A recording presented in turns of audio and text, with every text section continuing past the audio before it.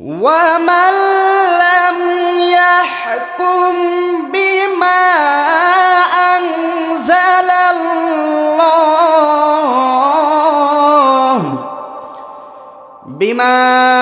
أنزل الله فأولئك هم الكافرون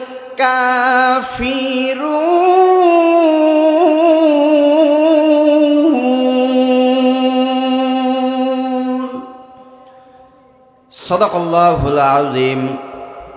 সম্মানিত হাজিরিন, আল্লাহ পাক রব্বুল আলামিন কুরআনুল কারীমের ভিতরে বলতেছেন, ওয়ামান লাম ইয়াহকুম বিমা আনজালাল্লাহু ফাউলাইকা হুমুল কাফিরুন। যারা আমি আল্লাহ আমার কোরআন অনুযায়ী রাষ্ট্র পরিচালনা করে না, সমাজ পরিচালনা করে না, ওরা কাফের। অপর আয়াতে বলতেছেন, ওয়ামান লাম ইয়াহকুম বিমা আনজালাল্লাহু ফাউলাইকা হুমুজ জালিমুন। আমি আল্লাহ আমার কোরআন অনুযায়ী, আমার কথা অনুযায়ী যারা রাষ্ট্র পরিচালনা করে না, সমাজ পরিচালনা করে না, তারা জালেম। আমার ভাইরা, আমার বন্ধুরা, আল্লাহর নবী একজন সাহাবী।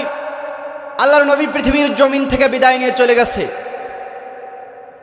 যাওয়ার পর হযরত আবু বকর সিদ্দিক রাদিয়াল্লাহু তাআলা আনহু খলিফার দায়িত্ব বসে গেছেন। বলি সুবহানাল্লাহ। আমার ভাইরা, আমার বন্ধুরা, হযরত আবু বকর সিদ্দিক রাদিয়াল্লাহু তাআলা আনহু খলিফার আসনে বসলেন। আল্লাহর নবী পৃথিবীর জমিন থেকে বিদায় নেওয়ার মাত্র 3 মাস পর সিদ্দিক আকবর আবু বকর সিদ্দিক রাদিয়াল্লাহু তাআলা আনহু সাহাবীদেরকে নিয়ে পরামর্শ করতেছে। পরামর্শ করতে করতে একবারে শেষ পর্যায়ে হঠাৎ করে একজন মহিলা বাইরে থেকে ডাক দিয়ে বলতেছে, ওগো খলিফাতুল মুসলিমিন সিদ্দিক আকবর, আমি একটু আপনার সঙ্গে কথা বলতে চাই। বলার সঙ্গে সঙ্গে সিদ্দিক আকবর আবু বকর সিদ্দিক রাদিয়াল্লাহু তাআলা আনহু ডাক দিয়ে বলতেছেন, মা তুমি কি কথা বলতে চাও বলো, কোনো সমস্যা নাই।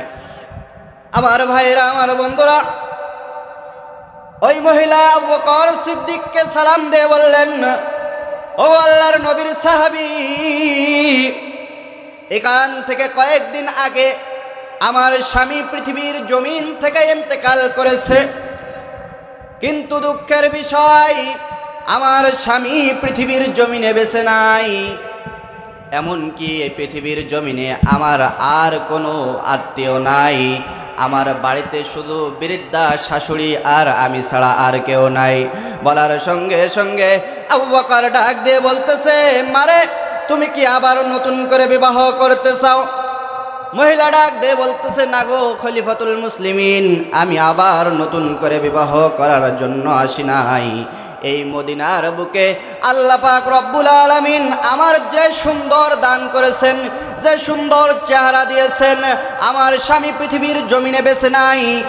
আর এই মদিনার বুকে পান করার পানির বড় অভাব।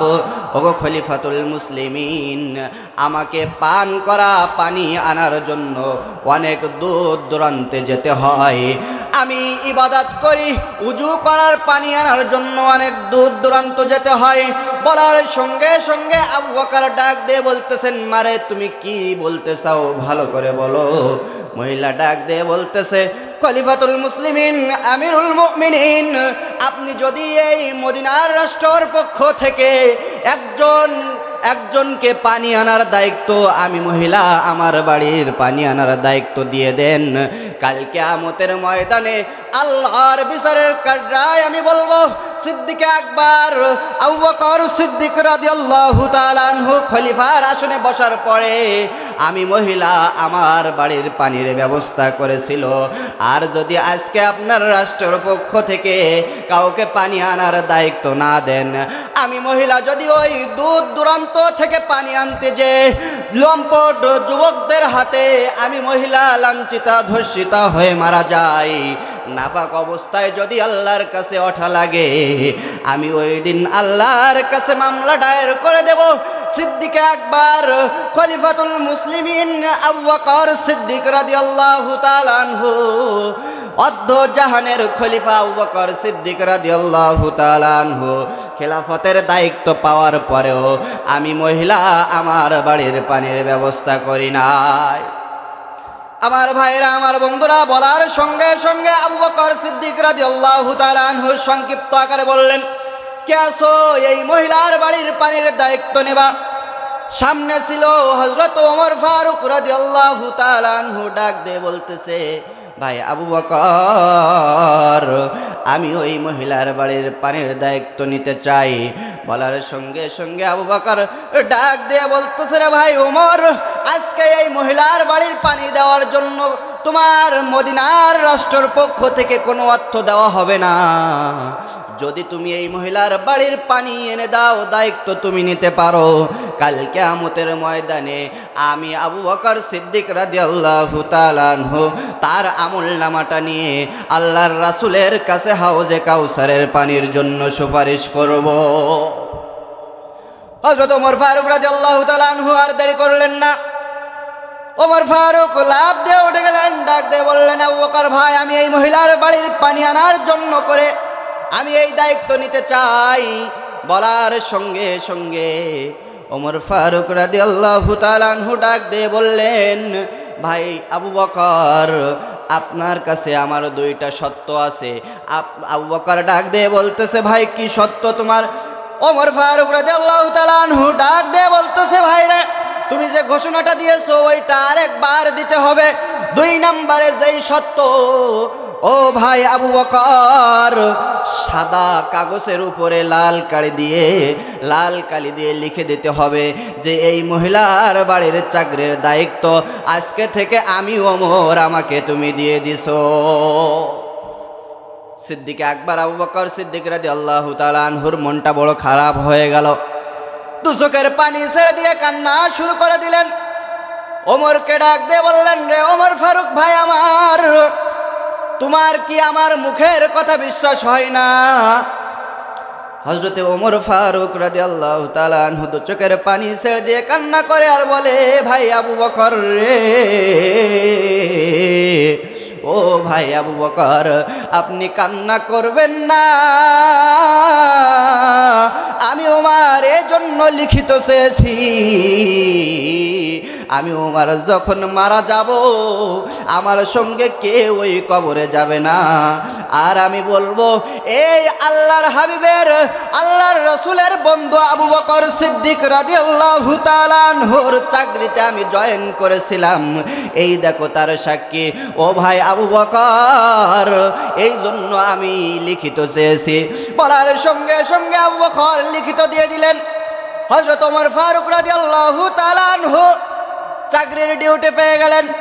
বাড়িতে এসে বিবিকে ডাক দিয়ে বলতেছেন, বিবি রে, তোর যে সময়টুকু আমি তোর হক আদায় করি রে বিবি, তোর সময় থেকে অল্প একটু সময় কি আমারে দিবি? বিবি ডাক দিয়ে বলতেছে, প্রাণের স্বামী,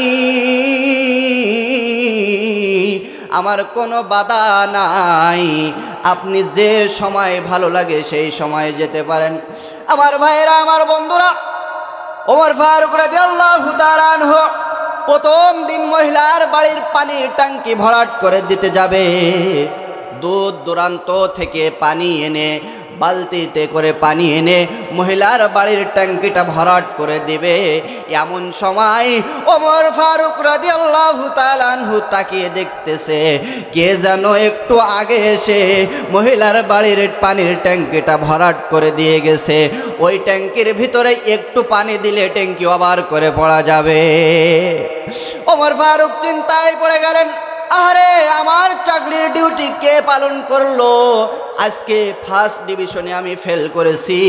ভাই আবু বকর যদি আমার কাছে প্রশ্ন করে, রে ওমর, তুমি কি মহিলার বাড়ির পানির দায়িত্ব ভালোভাবে পালন করেছিলে? আমি আবু বকরের কাছে কি জবাব দেব? ওমরের মনটা বড় খারাপ। ওমর ফারুক বাড়িতে ফিরে আসলেন, ডাক দিয়ে বললেন, বিবি রে, কালকে যেই সময় গেলাম, রে বিবি, আজকে আরো একটু আগে আমার হালুয়া রুটি তৈরি করে দিবি। কালকে আমি ফার্স্ট ডিভিশনে ফেল করেছি, আজকে আর ফেল করতে চাই না, আজকে আমি একটু আগে আগে যেতে চাই। আমার ভাইরা, আমার বন্ধুরা, ওমর ফারুক রাদিয়াল্লাহু তাআলা আনহু চলে গেলেন। কালকের ন্যায় আজকে ওমর ফারুক রাদিয়াল্লাহু তাআলা আনহু চলে গেলেন।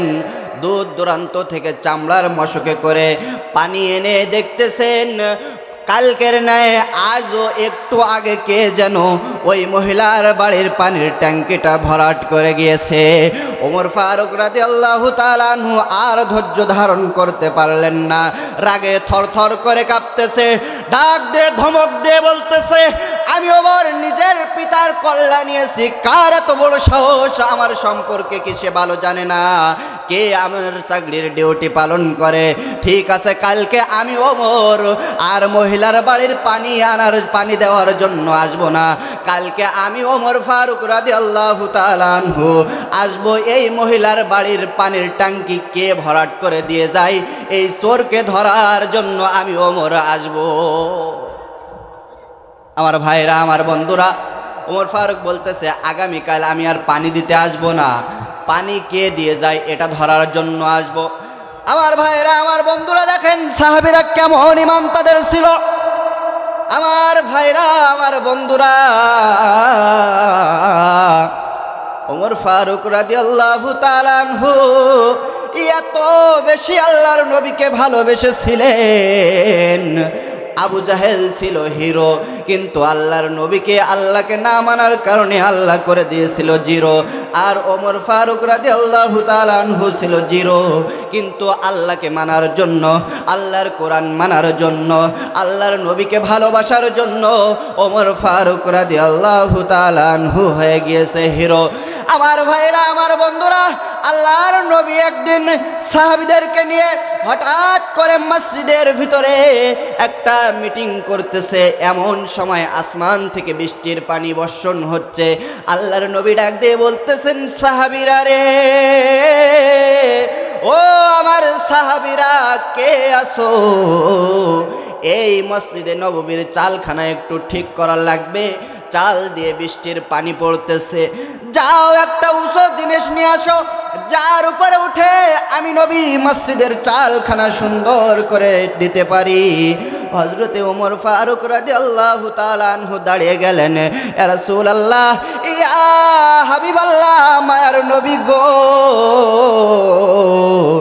আমি ওমর এই দায়িত্ব নিলাম। আমার ভাইরা, আমার বন্ধুরা, ওমর ফারুক রাদিয়াল্লাহু তাআলা আনহু চতুর্দিকে ঘুরে ঘুরে দেখলেন সন্ধ্যা হয়ে গেছে, মাগরিবের আজানের পূর্ব মুহূর্ত সময় ওমর ফিরে এসেছেন। ওমরের চেহারাটা মলিন হয়ে গেছে। আল্লাহর নবী ডাক দিয়ে বলতেছে, ওমর, কেন তোমার চেহারাটা খারাপ? কেন তোমার চেহারাটা মলিন হয়ে গেছে?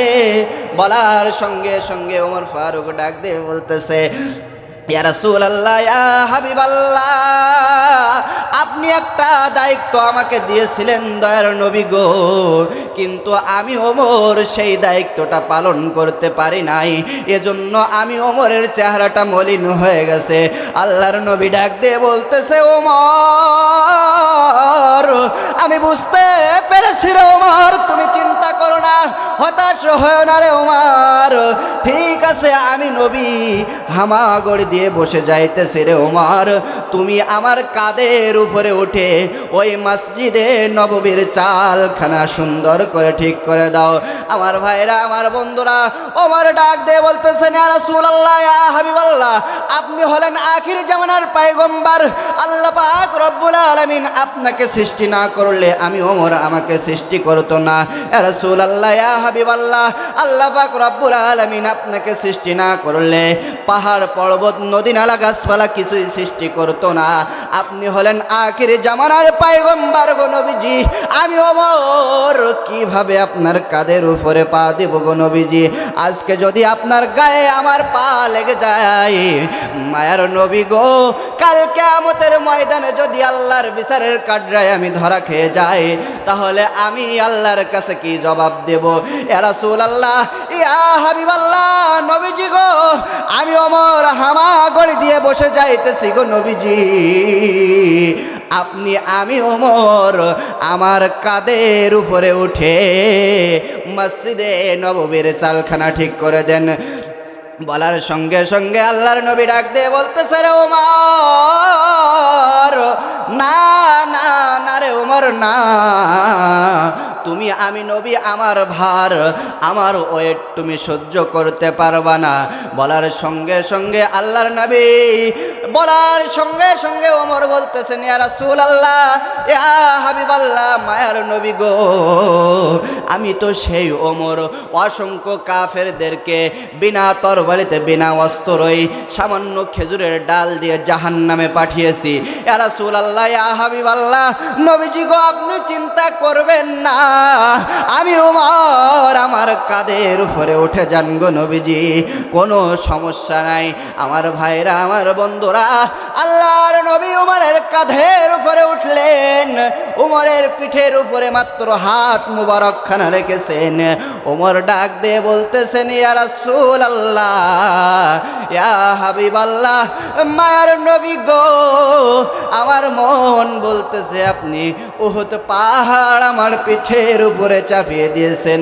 মায়ার নবী গো, আপনি দ্রুত আপনার হাতখানা উঠায় নেন। আমার ভাইরা, মর্যাদা কার? কার মর্যাদা এত ভার?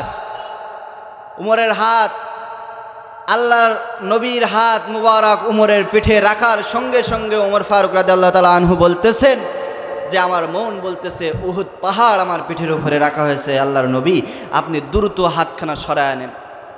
আমার ভাইয়েরা, আমার বন্ধুরা, একটাই কারণে আল্লাহর নবীকে মান সম্মান মর্যাদা দিয়েছেন আল্লাহ পাক রব্বুল আলামিন। কোরআনুল কারীম এক এক করে আল্লাহ পাক রব্বুল আলামিন কোরআনুল কারীমের ভিতরে 6666 খানা আয়াত দিয়েছেন, 114 খানা সূরা দিয়েছেন, 30 খানা পারা দিয়েছেন।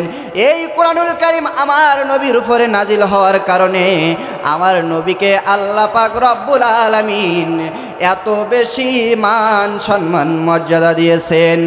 আর সেই কোরআনের কথা, সেই নবীর কথা আজকে বলা হবে, কিন্তু আজ পর্যন্ত কপাল পড়া মুসলমান আমরা সেই জান্নাতে বাগানে বসতে পারলাম না। আমার ভাইরা, আমার বন্ধুরা, যে কয়জন এসেছেন আব্বা জানেরা, আমার মেহেরবানি করে একটু সামনে আসবেন, মেহেরবানি করে। যারা চেয়ারে আসেন আব্বা জানেরা, আমার পরিবেশ খারাপ দেখা যাচ্ছে, মেহেরবানি করে যদি একটু মেহেরবানি করে নিচে নেমে বসতেন, পরিবেশটাও সুন্দর লাগতো। এজন্য মেহেরবানি করে আব্বা জানেরা আমার, কেউ চেয়ারে এলোমেলো না বসে আগে প্যান্ডেলে যে জায়গা আছে এইগুলো আগে ভরাট করি, এরপরে যদি জায়গা না হয় সে একটা অন্য কথা, কিন্তু জায়গা থাকতেও ভাইরা আমার আমরা চেয়ারে বসে আছি, বাজার ঘাটে ঘোরাফেরা করতেছি। আমার ভাইরা, আমার বন্ধুরা, আচ্ছা বলেন তো, আমাদের সুস্থ রাখার মালিক কে? আমাদের অসুস্থ রাখার মালিক কে? আসমানের মালিক কে? জমিনের মালিক কে? আপনার আমার রিজিকের মালিক কে? আপনার আমার অসুস্থ রাখার মালিক কে? আপনার আমার জবানের মালিক কে? তাহলে ওই আল্লাহর দেওয়া জবান দিয়ে আল্লাহর জমিনে কোরআনের কথা উচ্চ স্বরে বলা হবে, কোন রামপন্থী বামপন্থী রাজনৈতিক নেতার দালালের রক্তচক্ষু দেখে কোরআনের কথা একটা সেকেন্ডের জন্য এদিকে ওদিকে ঘুরায় ফেরা বলা হবে না। কথা বলেন ঠিক না বেঠিক? আর এই কোরআনের কথা বলতে যে শুনতে যে যদি বাধা আসে, এখান থেকে 1500 বছর আগে বদরের 313 জন মুজাহিদ নারায়ে তাকবীর আল্লাহু আকবার ধ্বনি দিয়ে মাথায় কাফনের কাপড় বেঁধে ময়দানে ঝাঁপিয়ে পড়েছিল। আজ যদি কোরআনের জন্য ডাক এসে যায়, জীবন দিতে হয়, রক্ত দিতে হয়, হাসি মুখে জীবন দিতে, রক্ত দিতে রাজি আছেন কারা কারা? দুহাত তুলে আমার আল্লাহকে দেখায় দেন তারা তারা। রাজি আছি তো ইনশাআল্লাহ? আমার ভাইরা, আমার বন্ধুরা, যে কথা বলতেছিলাম, আসেন কাম টু মাই পয়েন্ট। হাফেজ ইমামউদ্দিন ইবনে কাসির রাহমাতুল্লাহি আলাইহি বলেন, জগৎবাসী তোমরা শোনো, এখান থেকে 1500 বছর আগে আপনার আমার নবী রহমাতাল লিল আলামিন নিজের জবান দিয়ে কোরআনের কথা বলে বলে মানুষের কাছে দাওয়াত দিয়েছে। যখন সমাজের 3 শ্রেণীর মানুষ বাধা দিয়েছে, তখন কয় শ্রেণীর? হাফেজ ইমামউদ্দিন ইবনে কাসির রাহমাতুল্লাহি আলাইহি বলেন, জগৎবাসী তোমরা শোনো, যতদিন কিয়ামত হবে না, পৃথিবী থাকবে, আলেম ওলামা কোরআনের কথা বলবে, ততদিনও বাধা দিবে ওই 3 শ্রেণীর মানুষ। কয় শ্রেণীর? এই 3 শ্রেণীর মানুষ কারা জানার দরকার আছে না নাই? আমার ভাইরা, আমার বন্ধুরা, আল্লাহর নবী যখন কোরআনের দাওয়াত দিয়েছেন, সমাজে বাধা দিয়েছেন, এই 3 শ্রেণীর মানুষ একবারে ইসলামের খুব খারাপ অবস্থা, দুর্দিন অবস্থা। আমার ভাইরা, আল্লাহর নবী ডাক দিয়ে বললেন, সাহাবীরা রে, কে আছো? একজন নওজোয়ান যুবক সাহাবী আমি দেখতে চাই। ওই খানায় কাবার গেলাপ ধরে কোরআন তেলাওয়াত করতে পারবা? কিতাবের ভিতরে এসেছে আব্দুল্লাহ ইবনে মাসুদ নামে একজন যুবক দাঁড়িয়ে গিয়েছেন। ইয়া রাসূলুল্লাহ, ইয়া হাবিবাল্লাহ, মায়ের নবী গো, আমি ওই খানায় কাবার গেলাপ ধরে কোরআন তেলাওয়াত করতে চাই। আমার ভাইরা, আমার বন্ধুরা, আল্লাহর নবী ডাক দিয়ে বললেন, আব্দুল্লাহ ইবনে মাসুদ রে, ও আব্দুল্লাহ ইবনে মাসুদ, না না, তুমি পারবা না রে আব্দুল্লাহ, তোমার গায়ে তেমন বল নাই, তোমার শরীরটা কাবু। ও আব্দুল্লাহ ইবনে মাসুদ, তুমি বসে যাও, তোমার গায়ে তেমন শক্তি নাই।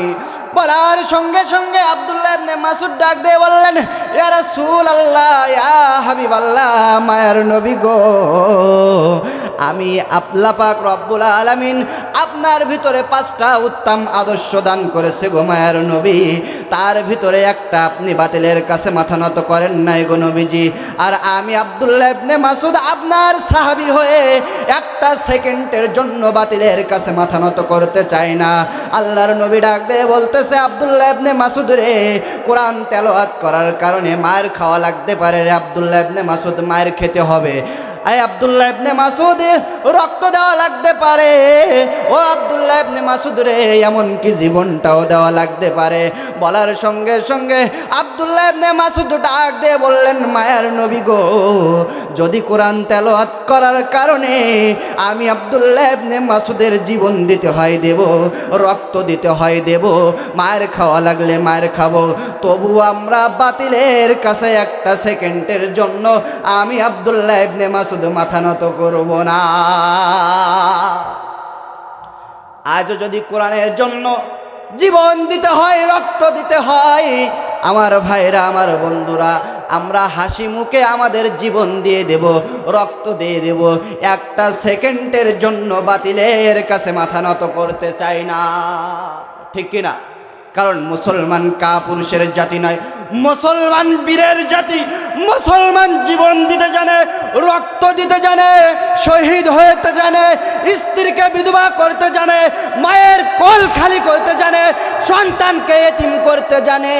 ইতিহাস সাক্ষ্য দিয়েছে, মুসলমানদের একটা তীর পিছন দিকে লাগে নাই, সব তীরগুলো বুকে ধারণ করেছে।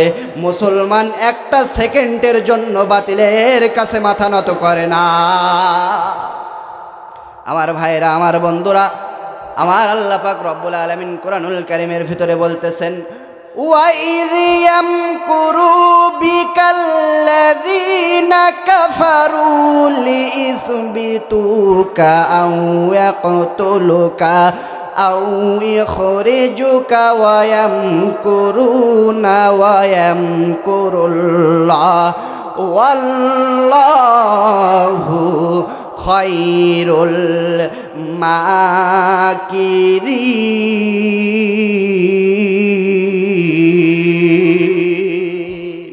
আমার ভাইরা, আমার বন্ধুরা, আল্লাহ পাক রব্বুল আলামিন সূরা আনফালের 29 নম্বর আয়াতে কারিমার ভিতরে বলেছেন, হাবিব গো, পৃথিবীর জমিনে কোরআনুল কারীমের দাওয়াত আপনি যে সময় দিয়েছেন, কাফেরেরা আপনার উপরে মিথ্যা হামলা মামলা করেছে, নির্যাতন করেছে, কিন্তু আমি আল্লাহ পাক রব্বুল আলামিন ঘোষণা করে দিলাম, ওয়া মাকারু ওয়া মাকারাল্লাহ ওয়াল্লাহু খায়রুল মাকিরিন।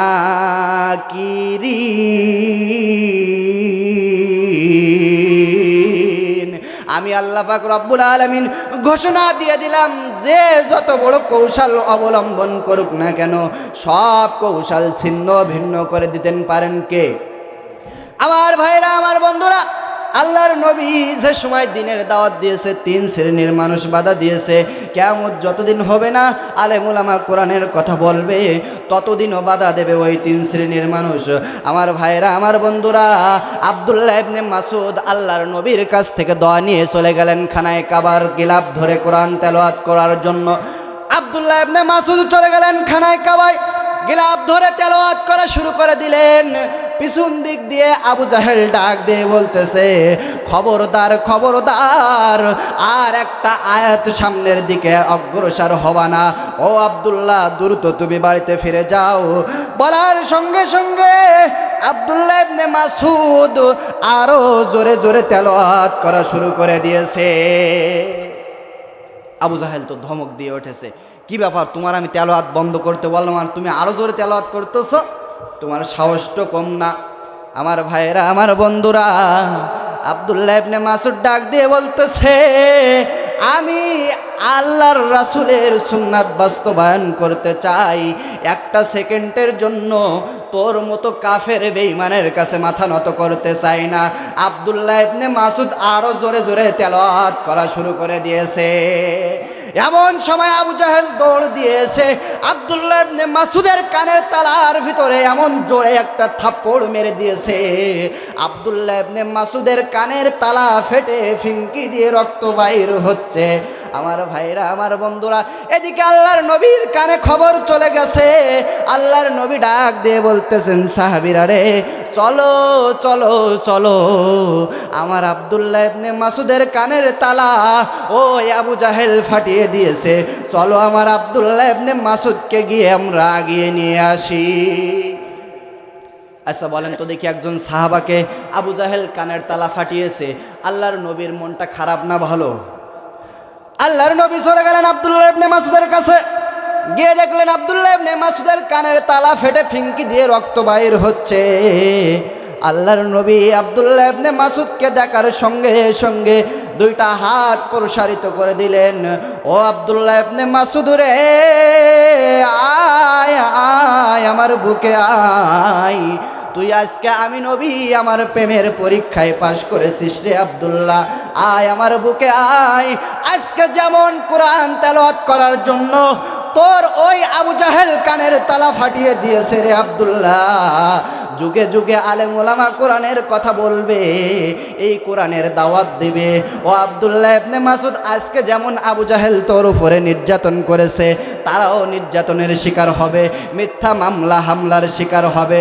ও আব্দুল্লাহ ইবনে মাসুদ, আমি নবী কথা দিলাম, ওই সমস্ত আলেমদেরকে সহ তোকে একসাথে বুকের ভিতরে জড়িয়ে ধরে আমি নবী সর্বপ্রথম জান্নাতে প্রবেশ করব। এমন সময় জিবরিল আমিন এসে গেছেন, মিসমিস করে হাসতেছেন। আল্লাহর নবীর মনটা বড় খারাপ, জিবরিল আমিন এসে মিসমিস করে হাসতেছেন। আল্লাহর নবী জিবরিলকে ডাক দিয়ে বললেন, জিবরাইল, কেন তুমি এমন সময় মিসমিস করে হাসতেছো? জিবরিল ডাক দিয়ে বলে, ইয়া রাসূলুল্লাহ, ইয়া হাবিবাল্লাহ, মায়ার নবী গো, কেন আমি মিসমিস করে হাসতেছি? অল্প কয়েকদিনের ভিতরে আপনি জানতে পারবেন কেন হাসলাম, কি জন্য হাসলাম। আমার ভাইরা, আমার বন্ধুরা, জিবরাইল আমিন কেন হাসলো, অল্প কয়েকদিনের ভিতরে কি জানিয়ে দিল, আর কি জন্য জিবরাইল আমিন হাসেছিল জানার দরকার আছে না নাই? কার কার 2 হাত তুলে আমার আল্লাহকে দেখা দেন। আসেন বলবো ইনশাআল্লাহ। তো আমার আম্মাজানদের সম্পর্কে কিছু কথা বলার দরকার, কেননা উনারাই ছিলেন বিগত 16টা বছর বাংলাদেশের সরকার। এজন্য ওয়াজের মাধ্যমে ডিজিটাল কায়দায় সাইজ করা দরকার আছে না নাই? আপনারা কি রাগ করতেছেন? আল্লাহর নবী বলেন, আমি নবী যে সময় মেরাজে গিয়েছি, জান্নাত জাহান্নাম সব ঘুরে ঘুরে দেখলাম। জান্নাতের ভিতরে গিয়েছি, জাহান্নামের ভিতরে গিয়েছি, জাহান্নামের ভিতরে গিয়ে দেখলাম পুরুষের তুলনায় মহিলারা বেশি বেশি জাহান্নামী। আমি জিবরিলকে ডাক দিয়ে বললাম, রে জিবরিল, কেন মহিলারা বেশি জাহান্নামী? জিবরাইল ডাক দিয়ে বলল, ইয়া রাসূলুল্লাহ, ইয়া হাবিবাল্লাহ, মায়ার নবী গো, মহিলারা মাত্র 2টা কারণে বেশি বেশি জাহান্নামী। কয়টা? কথা বলেন, কয়টা? মহিলারা মাত্র দুইটা কারণে বেশি বেশি জাহান্নামী। আল্লাহর নবী ডাক দিয়ে বললেন, জিবরাইল কোন সেই দুইটা কারণ? জিবরাইল ডাক দিয়ে বলে, ইয়া রাসূলুল্লাহ, ইয়া হাবিবাল্লাহ, মায়ের নবী গো, দেখবেন আমার এক মা আরেক মায়ের সঙ্গে যখন ঝগড়া বাঁধে, আল্লাহর নবী বলতেছেন এক নম্বরে তুবসিরনাল লানাত, দেখবেন আমার এক মা আরেকজনের বেশি লানত দেয়, অপবাদ দেয়। দেখবেন এক মা আরেক মায়ের সঙ্গে, এক বোন আরেক বোনের সঙ্গে যখন ঝগড়া বাঁধে, লানত দিতে দিতে বলে। দুই নম্বরে ওয়াতাকফুরুনাল আশিরা, দেখবেন সমাজের কিছু মা বোন আছে নিজের স্বামীর উপরে খুশি থাকে না। আমার ভাইরা, আমার বন্ধুরা, নিজের স্বামীর উপরে খুশি থাকে না, বেগানা পরপুরুষের উপরে আসক্ত থাকে। আমার ভাইরা, আমার বন্ধুরা, আল্লাহর নবী বলতেছেন, ও আমার সাহাবীরা শোনো, তোমরা বাড়িতে গিয়ে তোমার মা বোনদেরকে জানিয়ে দিও, এই দুইটা কারণে মহিলারা বেশি বেশি জাহান্নামী। আল্লাহর নবী আসলেন মেরাজ শেষ করে, সাহাবীদের ডাক দিয়ে বললেন, সাহাবীরা তোমরা তোমাদের বাড়িতে গিয়ে তোমাদের মা বোনদেরকে জানিয়ে দিও, মহিলারা এই দুইটা কারণে বেশি বেশি জাহান্নামী। তদনন্তীন সময় ইরাকের জমিনে একজন মহিলা পৃথিবীর জমিন থেকে ইন্তেকাল করেছে। আচ্ছা বলেন তো দেখি, মানুষ মারা গেলে কি গোসল দেওয়া লাগে কি না লাগে? মানুষ মারা গেলে গোসল দেওয়ানো লাগে? আমার ভাইরা, আমার বন্ধুরা, এই মহিলা যখন ইন্তেকাল করেছেন, আর দুইজন মহিলা গোসল দেওয়ানোর জন্য করে এসেছেন। গোসল দিতে দিতে একবারে শেষ পর্যায়ে জীবিত দুইজন মহিলা লাশ রেখে চলে আসবে, এমন সময় ওই মৃত মহিলার হাত, ওই জীবিত মহিলার হাত মৃত মহিলার লাশের সঙ্গে টাস করে জোড়া লেগে গেছে। বলেন আল্লাহু আকবার। আচ্ছা, এরকম একটা ঘটনা যদি এই বেউলা গ্রামে ঘটে, এটা কি আস্তে আস্তে রোটে না দ্রুত রোটে? একটা মৃত লাশের গায়ে যদি হাত জোড়া লেগে যায়, এটা কি ছড়াতে দেরি হয়? আমার ভাইরা, আমার বন্ধুরা, ওই সময় ওই এর কমতি কিছু ছিল না। এক কান থেকে দুই কান, দুই কান থেকে তিন কান, তিন কান থেকে চার কান, পাঁচ কান, এরকম করতে করতে লক্ষ মানুষের সমাগম হয়ে গেল। একদিন যায়, দুই দিন যায়, তিন দিন হয়ে গেছে। গ্রামের কিছু যুবকরা এসে বলতেছে, লাশের সঙ্গে একটা রশি বাঁধো আর আমাদের হাতে একটা রশি দাও, দেখি আমরা টানাটানি করে ছাড়াতে পারে কিনা। কিন্তু এত চেষ্টা করার পরেও ছাড়াতে পারলো না। যে সময় 3 দিন হয়ে গেছে, লক্ষ মানুষের সমাগম। তদনন্তীন সময় ইরাকের জমিনে জগৎ বিখ্যাত আলেম ইমাম আজম আবু হানিফা রহমাতুল্লাহ আলাইহির কানে খবর চলে গেলেন। ইমাম আজম আবু হানিফা রহমাতুল্লাহ আলাইহি আসলেন, ইরাকের জমিনের সব আলেম ওলামাদেরকে এক জায়গায় করলেন। ইমাম আবু হানিফা রহমাতুল্লাহ আলাইহি সহ ফতোয়া দিয়ে দিলেন, দ্রুত এই জীবিত মানুষের হাতের কবজি থেকে কেটে এই মৃত লাশটাকে দাফন করে দাও। আমার মন বলতেছে, আল্লাহর পক্ষ থেকে ইরাকের জমিনে কোনো গজব আসতেছে। বলার সঙ্গে সঙ্গে দড়ি রেডি, ছুরি রেডি, যে কাটবে সেও রেডি। আচ্ছা বলেন তো দেখি, আপনার সামনে যদি আপনার হাত কাটা হয়, কাটতে দেবেন? আরও যদি আমার আম্মাজানেরা হয়, দেখবেন আমার আম্মাজানদের গায়ে যদি অল্প একটু ব্যথা লাগে, একটুতে কিন্তু অনেক কষ্ট পায় কি না? আমার ভাইরা, আমার বন্ধুরা, যে কাটবে সেও রেডি। যখন ওই আম্মার হাত কাটার জন্য চলে গেছে, ওই মহিলা এমন জোরে চিৎকার দেওয়া শুরু করেছে, আমাকে লাশের সঙ্গে দাফন করে দাও, তবু আমার হাতে পোজ দিতে দেব না। মানুষটা পড়ে গেছে আরেক বেকায়দায়, কি করা যায়, কি করা যায়। আর জীবিত মানুষের যেই ওয়ারেসগুলা ছিল, ওরা বলতেছে, আমরা এসেছি তোমাদের উপকার করার জন্য, আমাদের জীবিত মানুষের হাত আমরা কাটতে দিতে চাই না, পারলে তোমাদের লাশের হাত কেটে নাও।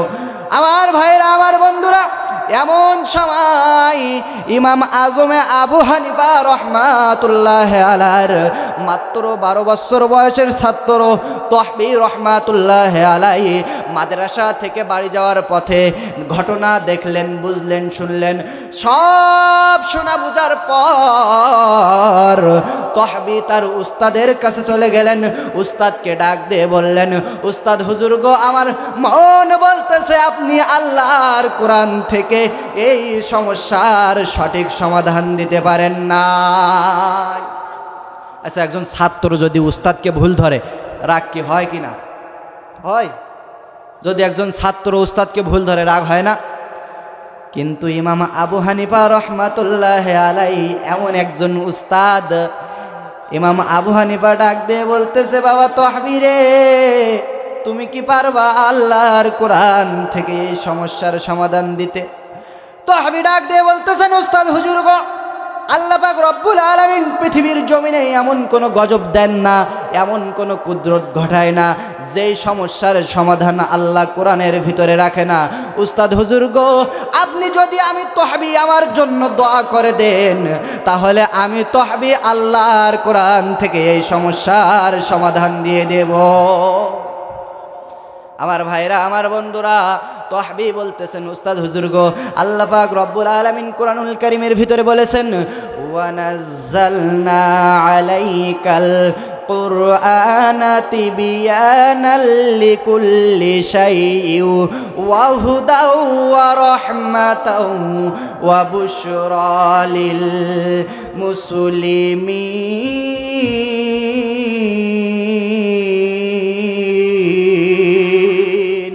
আল্লাহ পাক রব্বুল আলামিন কোরআনুল কারীমের ভিতরে বলেছেন, রান্নাঘর থেকে শুরু করে রাষ্ট্রভবন পর্যন্ত যা যা দরকার আমার আল্লাহ পাক রব্বুল আলামিন সব কোরআনুল কারীমের ভিতরে দিয়েছেন।